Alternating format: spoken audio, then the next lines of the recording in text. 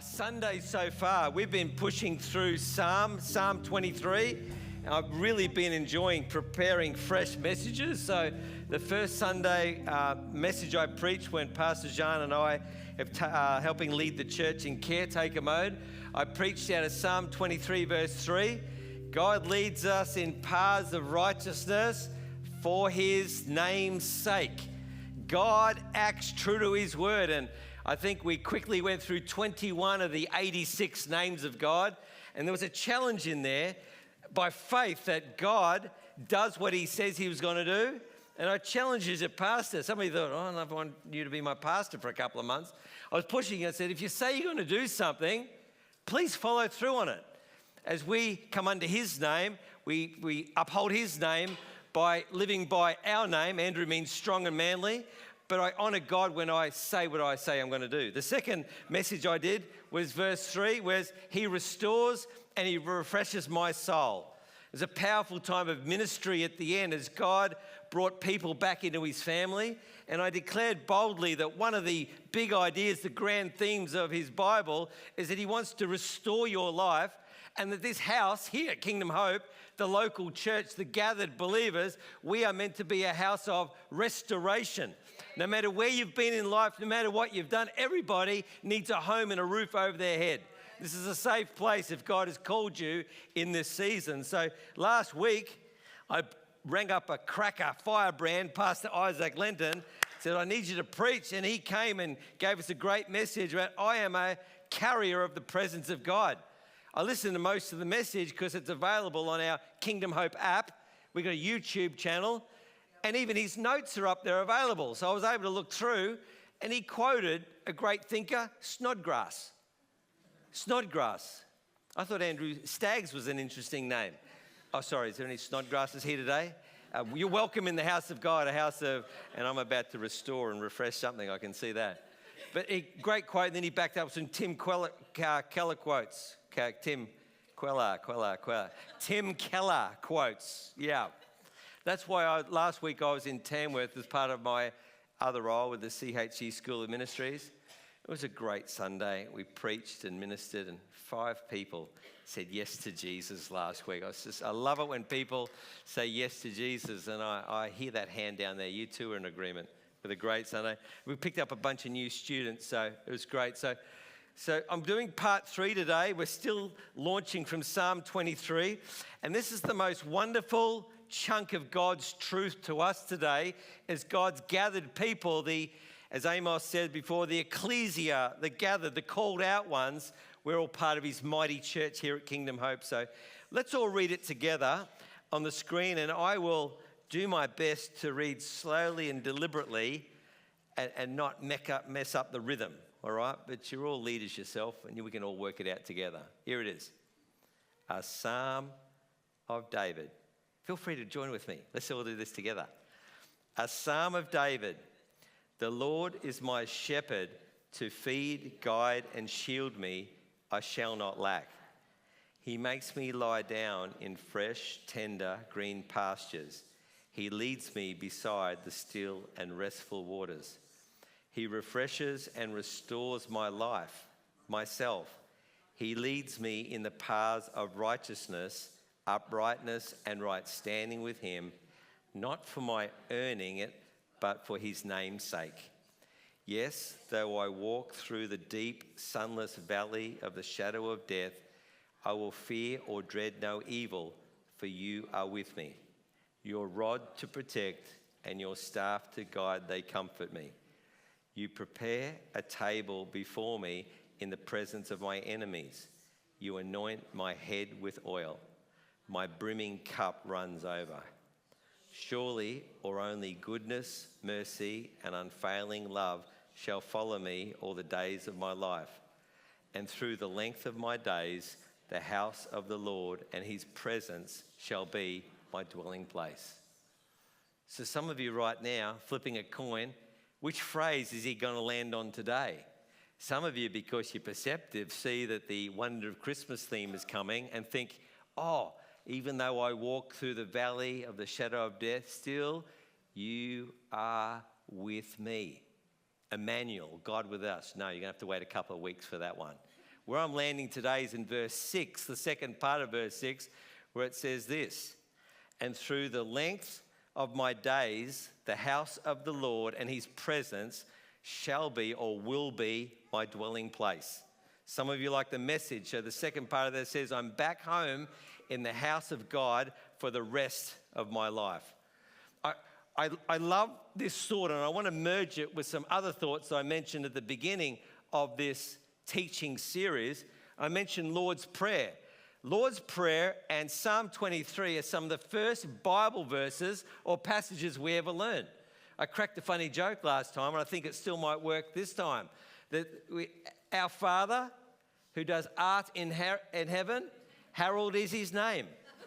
Little girl said it's a prayer to Harold the artist. No, it's all right. But anyway, you get these things as you learn the ways of God. There's another great passage which Jesus says the great commandment in Matthew 28. He says, go into all the world and make disciples and teaching them to obey everything that I have commanded them to do.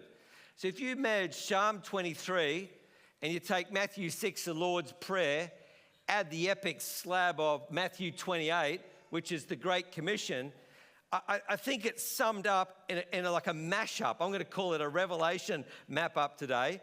And this is a theme which I think emerges just quite beautifully out of this text, Psalm 23, verse 6. And I would love this theme to be our bold declaration and our commitment and our response this morning here on the screen. I will cherish God's presence, his house, and his people. I will cherish God's presence, his house, and his people. All throughout, 150 Psalms, half of them written by David. On 10 occasions, you'll see this bold statement about my desire, my affection, my zeal is for the presence of God, and I have a strong desire for his house. It's one of the most intimate forms of Hebrew devotion at the time, and you can see this theme trickling and percolating through all 66 books of the Bible. What you'll see David here is capturing in Psalm 23, plus another 9 times in the 150 chapters of Psalms, is that he's trying to convey his deep devotion that he has, a deep experience, a deep knowledge, a deep desire, a zeal he has. It's like the pinnacle of his life. He's saying there is a place of intense bliss and satisfaction. Like you can position your life in such a way, like having a pole position in life. What a station in life, David is saying, to be in the presence of God and to be with his people and to be in his house. Such a powerful thought is that you might decide today, I'm going to be a spiritual squatter. I'm never leaving. I'm going to park myself here at Kingdom Hope. The doors will close sometime, but you go, no, I'm going to stay here the whole time. If you've seen the movie with Tom Hanks, The Terminal, he never leaves the terminal. You could say, that's it. Jeff, leave me in here, give me a key to the bathroom, and I am going to live in the house of God. We better show them where the vacuum cleaner is too, hadn't they? They're going to live here.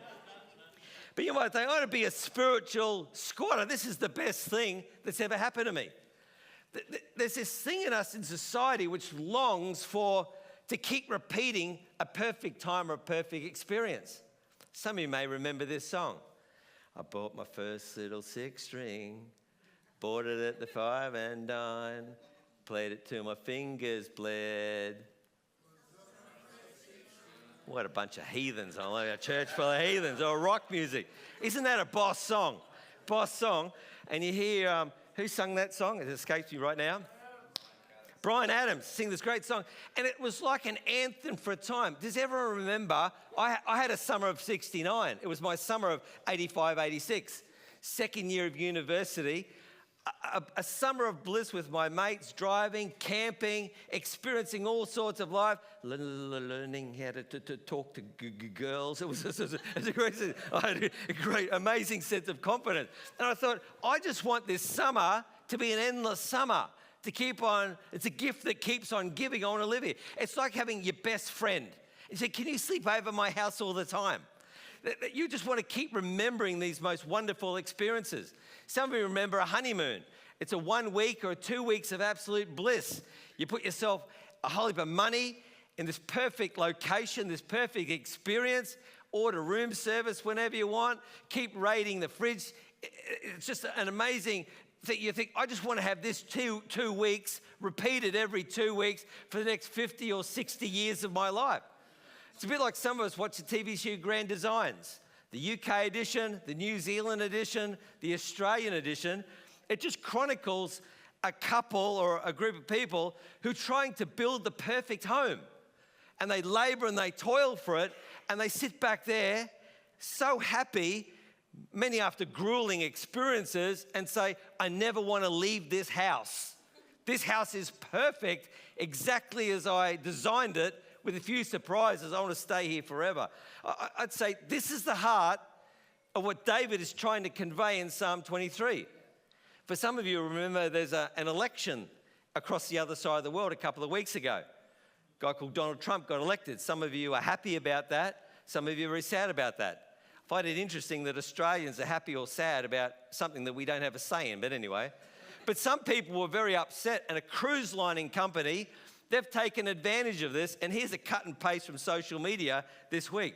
This is what one company has done. They are providing a 4-year voyage to all 7 continents with visits to over 425 ports across 140 countries. This is what a US-based cruise company is offering as more Americans seek to leave the country to escape the next Trump presidency. Below the price you got to pay, passengers will have to fork out $215,000 US to book a double room occupancy. Well, if you want to go on your own, $344,000. But hey, you're going to have an ocean view, cabin, all-inclusive package, meals, complimentary beer and wine during dinner. You're going to have access to the spa and the facilities. For some of you, that's absolute bliss. For some of you who love the land, that's going to be 4 years of torture. But David is trying to convey that if you hang around the right people and the right God and the right belief system, and you're in the right location with a group of people, there's going to be great joy and blessing coming into your life. That's what I think the heart of Psalm 23, verse 6, section B is this. He said, through the length of my days, the house of the Lord and his presence will be my dwelling place. I'm back home in the house of God for the rest of my life. So here's one of, if you're taking notes today, here's one of my big ideas today, that a passion for God's house and a passion for God's people starts with a passion for God and a desire for intimacy in his presence.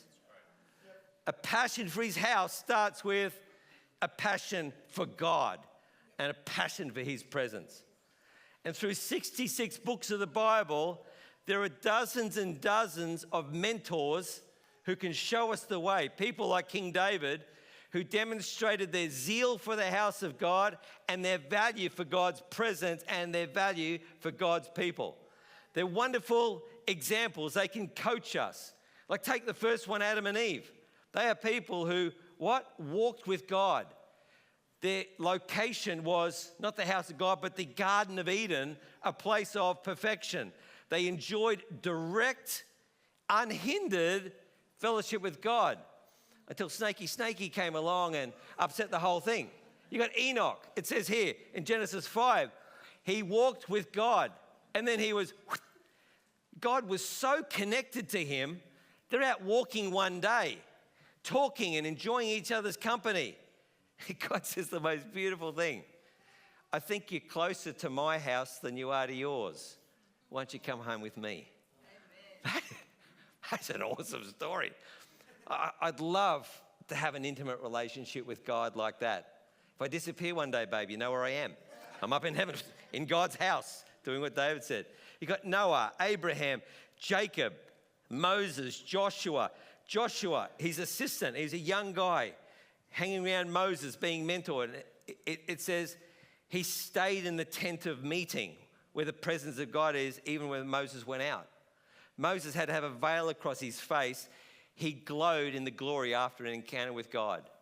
But Moses was so intent on making sure at every stage he had the presence of God. He was connected with God, that God directed him to lead the people. No. And he put his foot down. No, I will not go. Exodus 33 records, I will not go unless I know your presence is with me. This is the heart of David, the other biblical mentors who guide our way. They have a passionate pursuit of the presence of God. And I love how Moses gets 4 bold asks on him, and right at the end he said, I love your presence so much. Do you reckon you could show me your glory? God says, if I do that, I'm going to have to get the lightning rods out and smite you. But I tell you what I can do.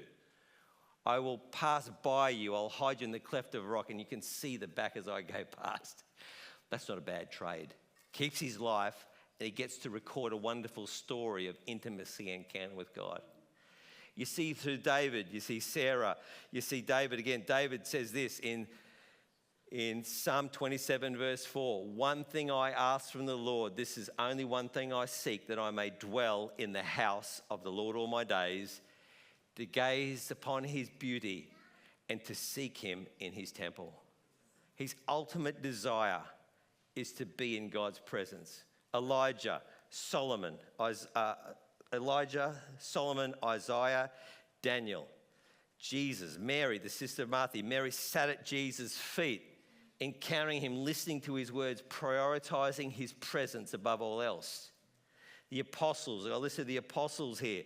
Paul, John the apostle, hiding in a cave, declaring after a massive encounter with God, declaring the wonders of what he saw. And we've got the book of Revelation. Thank God we've got a pastor here, Pastor Josh Peller, who can unpack the mysteries of Revelation for us. Stephen, a martyr, he experienced the presence of God while he was literally being stoned to death. The presence of God came around him. He was glowing as he was being pummeled to death. Amazing people who set role models for us. They have one mind. They're of one heart. There is a high degree of community determination behind this desire. I want to be in God's presence, be with his people, and be in his house. You see, it's in a garden. You see, it's in a tent. You can see the presence of God moving around the wilderness in the ark, like a mobile home. You could call it the Winnebago ark. It's moving around. It's in a fire. It's in a cloud. It's sitting at Jesus' feet while being stoned to death. They had this whole idea of God interacting with his humanity. He is in us. Then he is in each other. And then it's us gathered. It's in the church. It's in a church. It's in the house of God. It's in our local church. It's here in Kingdom Hope. It's a wonderful, symbiotic, interdependent, life-giving relationship. This is the heart of Psalm 23, verse 6. You almost hear David say, I will cherish God's presence. I will cherish his house, and I will cherish his people.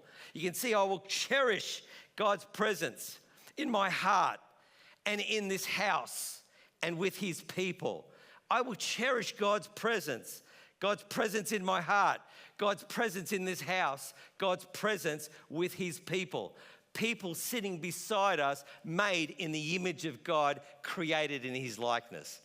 It's a wonderful relationship that God, we've all come from all walks of life, but randomly we all find ourselves here together in Christian community, and many of us drinking from the life-giving stream. It's absolutely amazing how that happens. However the heck you ended up here at church today, it's absolutely amazing, isn't it? Sitting next to other godly people. I'm thinking this is the essence of what David said when he said in Psalm 23 verse 6, through the length of the days, the house of the Lord and his presence will be my dwelling place. I'm so passionate about this, as you can see, about the house of God. And I've got a whole separate message about the wonder and the power of church. But here's a few thoughts with a little bit of help from one of my mentors, Pastor Phil Pringle. Number one,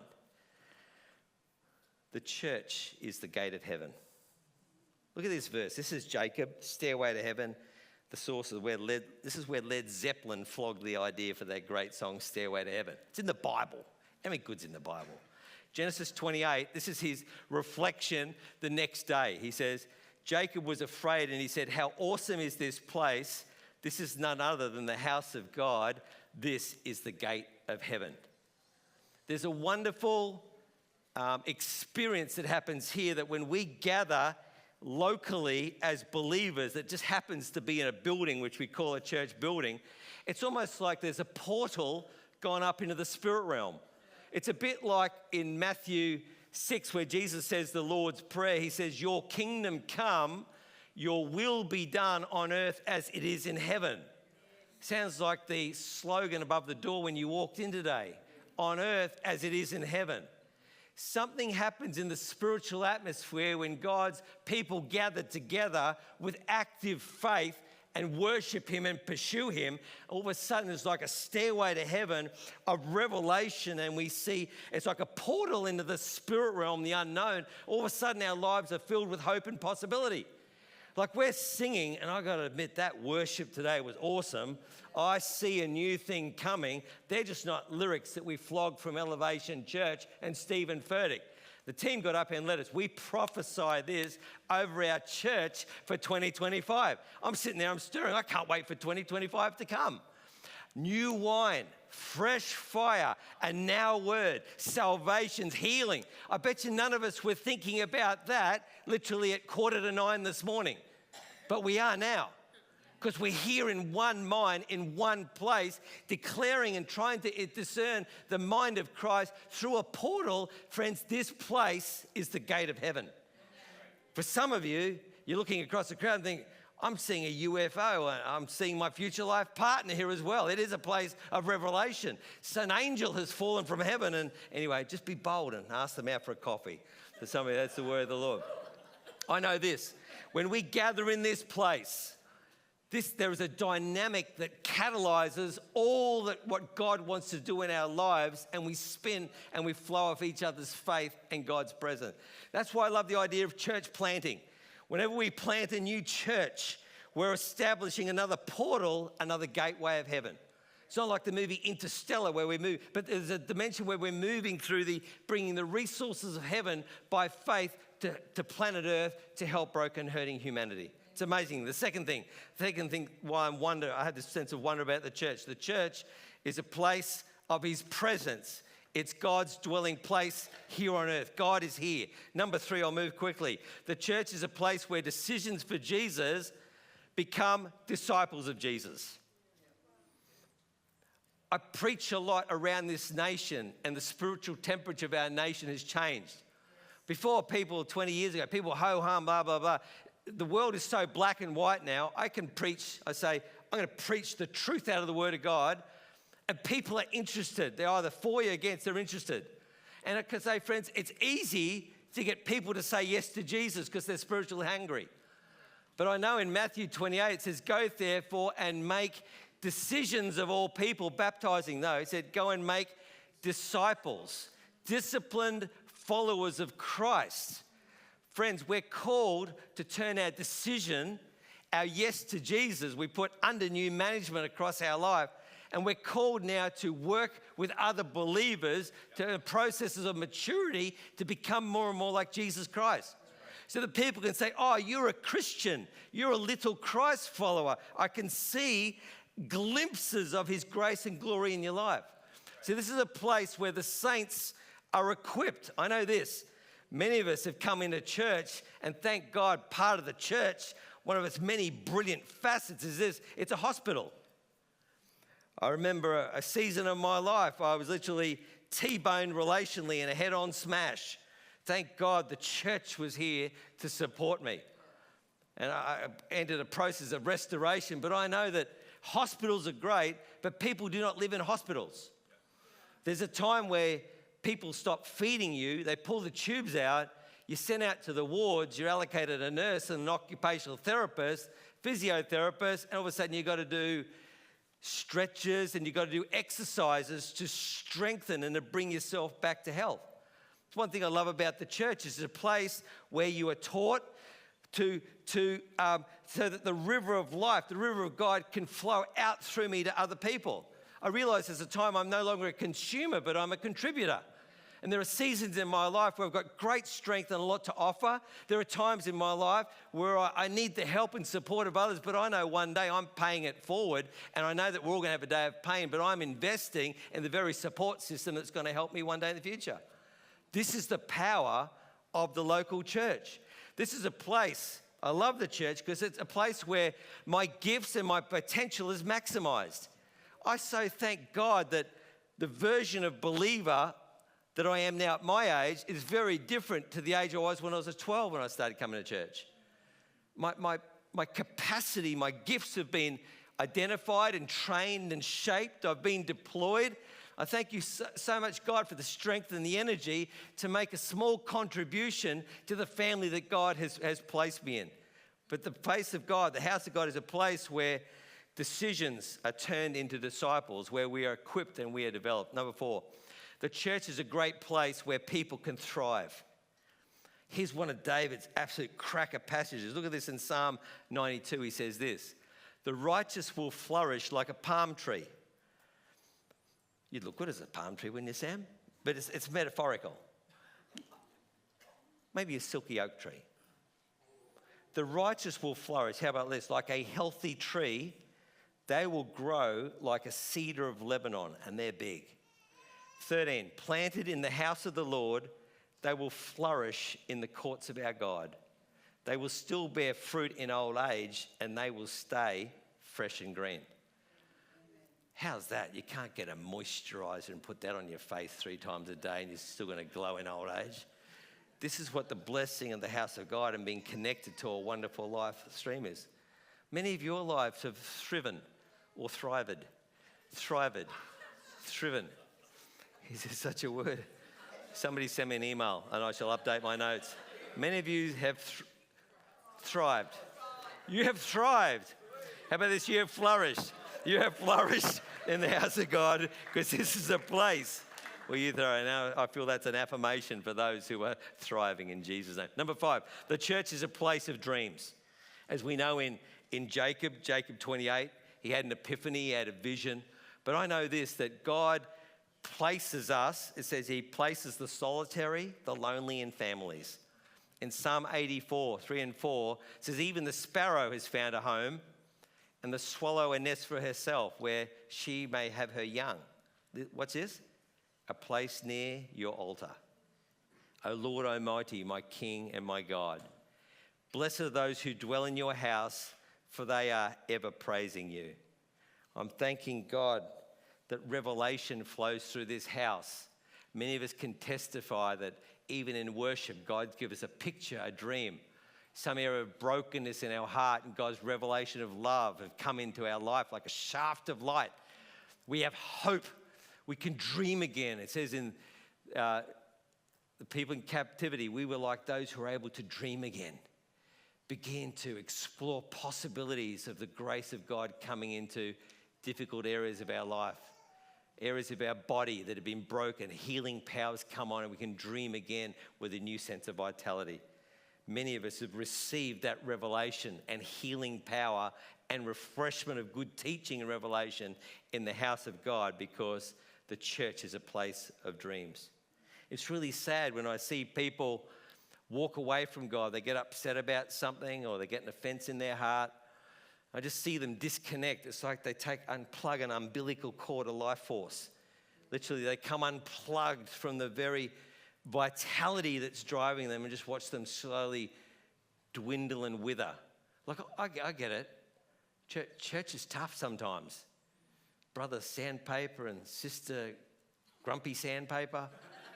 Like, my church said something like this, "Who's been offended in church?" He goes, "Get in line behind me, the line's a mile long." But I just remembered, well, that was kind, but it's kind of a bit of a truism. But thank God I was discipled as a young man. But God discipled me and said, "Andrew, there's 2 times to go to church. When you feel like it and when you don't feel like it." I began to realise that I'm on a life support system connected to the family of God and the people of God. Number 6, the church is a house of blessing. Oh, I love this. Psalm 27, verse 10. I'm not moving too quick, am I? There'll be notes available. "Do not forsake your friend and the friend of your father, and do not go to your brother's house when disaster strikes you. Better a neighbour nearby than a brother far away." I've come to realise this with families working globally, And we know that blood family, we've got a big responsibility to look after them. But sometimes, friends, some of the strongest relationships will be in our local church community.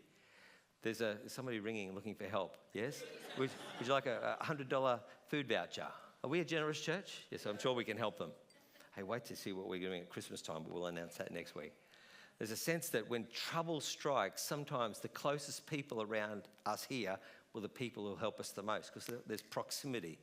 We're doing life. We're connecting with each other every couple of days. It's a powerful network of life to be part of. I know this. The devil is trying to isolate you. He's trying to get you on your own. He's trying to get you, and then he gets like a little earworm. You're the only person who's ever dealt with this. No one else will understand. Yeah, it's all over for you. And it starts an earworm. He's trying to isolate you.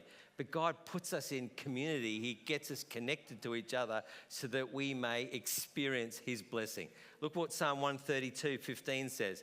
I will bless her with abundant provisions. Her poor I will satisfy with food. I know this. I knew this as an 8-year-old boy in a Baptist church in Sunnybank.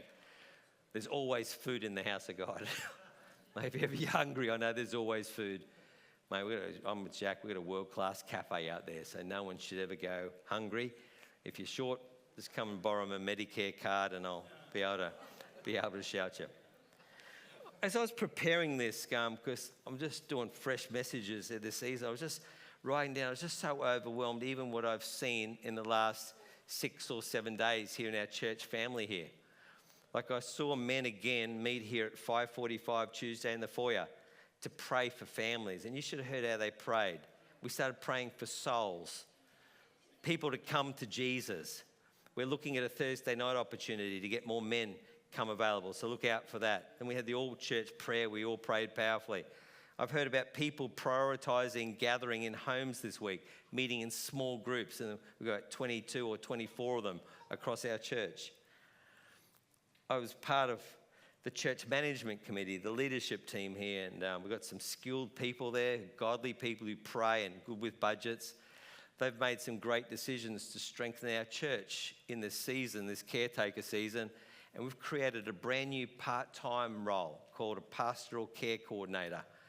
And the idea is to strengthen the heart and soul of our great church family. So I'm pleased to announce that Mike and Leanne have said yes to that part-time role. And they're great. The affirmation thing, and I just thought, this is the church working right and them up with their yes, but your generosity has helped create that opportunity. They're starting strong. Like Tuesday morning, there's a funeral here for Christine Ashton. She had stage 4 cancer and she passed away in the last week. Gary was here in the first service, so we got to lay some love on him. But Mike and Leanne have already been around in their family, their extended network, showing them the love and the grace of God. We prayed for healing, but God's got other plans and got other ways, and I just so thankful for the grace there. Our church, some guys in our church are preparing for the wonder of Christmas that we've got coming up. They thought it was unacceptable last Sunday here in our church that the air conditioner was playing up. Apparently it's quite hot here, some of you. I should have come back and preached a message on hell then. They said, I want to tell you what hell feels like. Anyway. But some guys got together, and within 6 days, you feel the air conditioner today? Someone in our church did a deal and did a thing, and they're all free of charge. They were here yesterday, and they all fixed up and said, I will sort that out because I want the house of God sorted out. It's amazing. This is some of the strength that we have in our team. A couple in our church on a Saturday night last night. What are people doing on a Saturday night?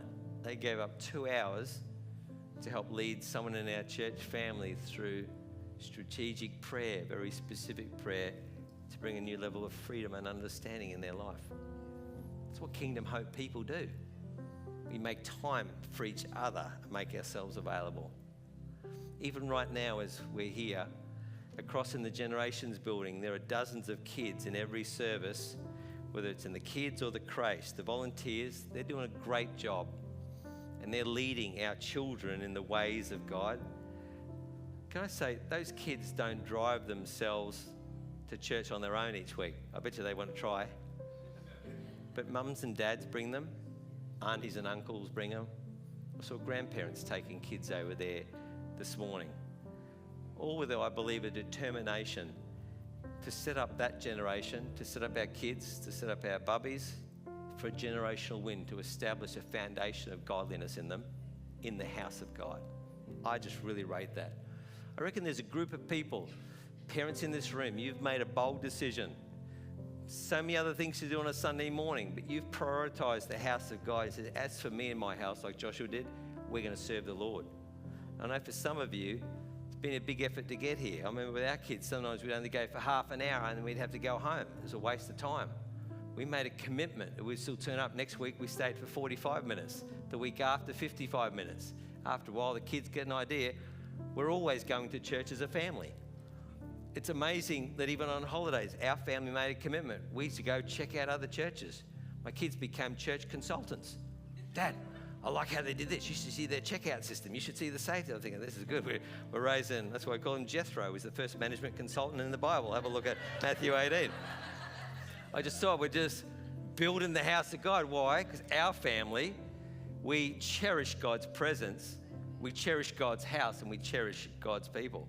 Jesus said this, Matthew 16, I will build my church, and the gates of hell will not prevail against it. If you're looking for a prayer way to say it, it's a bit of a clunky. Look what the Passion says this. I'll give you the name Peter, a stone, and this rock will be the bedrock foundation on which I will build my church. What it says? My legislative assembly, and the power of death will not be able to overpower it. I know this. Jesus made a promise that he would build his church, and I'm with Tim Keller. He said there's no reason to believe that this promise has an expiration date. The very fact that Kingdom Hope sits on the hill of holiness and honey at Homeview. Have I missed H? Holiness, honey, hope. That's good, hope. Our very presence here, we're part of God's legislative assembly of authority on earth. We are restraining the force of evil over this Logan City area. What a great location for a church at the top of a hill. How many people have testified by seeing that cross out there? If we're lifting up Jesus, God will draw people. And many of you just come in because we had the blue light going around and not the orange light one night. It's an amazing thought that God has positioned us here as his legislative assembly. A couple of quick things. Some of you are thinking, oh, I'm feeling the passion. I can sense God leading me higher. Here's a couple of ways how we can cherish God's presence, his house, and his people. Number one, how can we be like King David? Number one, cultivate a deep desire and even ask God for an irresistible desire. My world is full of different desires. I believe all of them are good. Some of them just get out of priority sometimes. It's funny, my family growing up, we loved cricket, one-day cricket. My dad made sure we would go to the one-day cricket in Brisbane, but we always had to leave the cricket early because he said, we always go to 6 o'clock church on a Sunday night, boys. We didn't go that morning. We said, we must find ourselves in the house of God every Sunday. I just realised all things were good, but my dad helped me order my priorities around the house of God. That's what a good fast will do. It will sometimes reset your affections and your desires. So some of you might need to pray this morning, God, cultivate a deep desire. The desire for the house is God there, but it's not as strong as some of the other desires that I have in my life. Some of you may be bold and come down at the end to the altar when we have a couple of moments of reflection and say, God, overwhelm me with a desire for your house and for your purposes. It's a wonderful prayer you can pray. It's a bold prayer to pray, and I believe, as we said today, when we call unto God, he will answer us. Number two, declare your commitment. This is what David did in Psalm 23:6. He says, the house of the Lord and his presence will be my dwelling place. He made a declaration. He said, this is what we're doing. He didn't think it in his heart. He didn't write it in his journal. He declared it so the whole world could see in the Bible. For some of us, we need to go and tell someone or look at our partner or say to family, you know what? This is more important now than we've ever had it before, to value God's presence, to be connected to his people and be connected to his house. There's weddings, as Pastor Jean said, coming up. I love the vows section, but notice the vows People spend a lot of time crafting these meticulous things they're going to promise. I keep thinking, whoa, be careful there, be careful what you promise, because you need God's help to fulfill those vows. But I'm thanking God that we get to hear the vows. They don't plug in a USB connection, do it by telepathy. There's something about decreeing and declaring and speaking out your commitment to the house of God. It's going to keep you accountable. Here's my commitment to you. I'm going to make this vow here. I've made a commitment in this season. I've got dozens and dozens of messages and preaching in a hard drive. I made a commitment. I prepare fresh bread every Sunday. I want the now word of God for this congregation. This bread, fresh bread, it's got no preservatives in it. It only lasts 6 days. It expires next Sunday lunch. You got to come up here. I'm going to turn up here next Sunday. I'm rostered on. I'm going to produce fresh bread again. I'm not being heavy. If you don't turn up, you're going to go hungry for the week after. You've got to make sure I'll go an extra 3 minutes just so some of you might need it because you can't be here next week. This is a bread, this is a message with no preserves in it. We need to get ourselves under fresh, anointed teaching, friends. Don't want to be heavy, but I believe this. I see this works. Number 3, can you follow through on your decision? Be a person who says, like we preached in week 1, God is true to his name. God acts true to his name. Why? For his name's sake. My name means Andrew, strong and manly.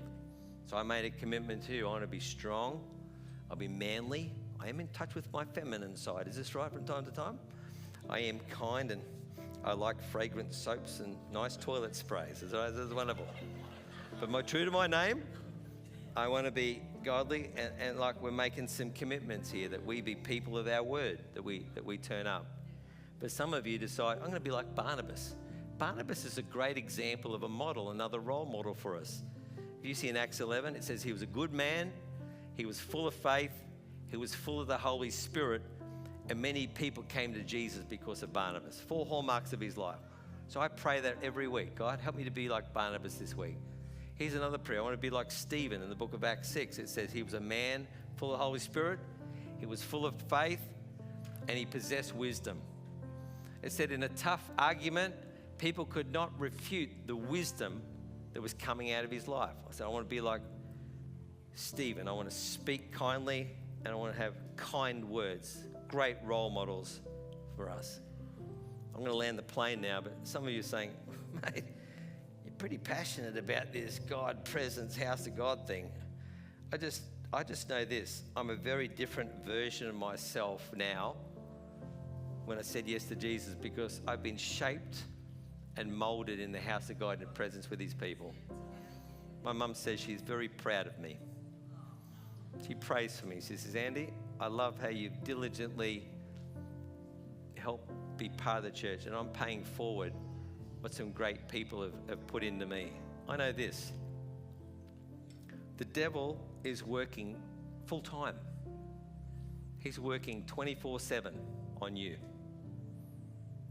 He's working on your destruction. He's got schemes, strategies, wiles. He's got files.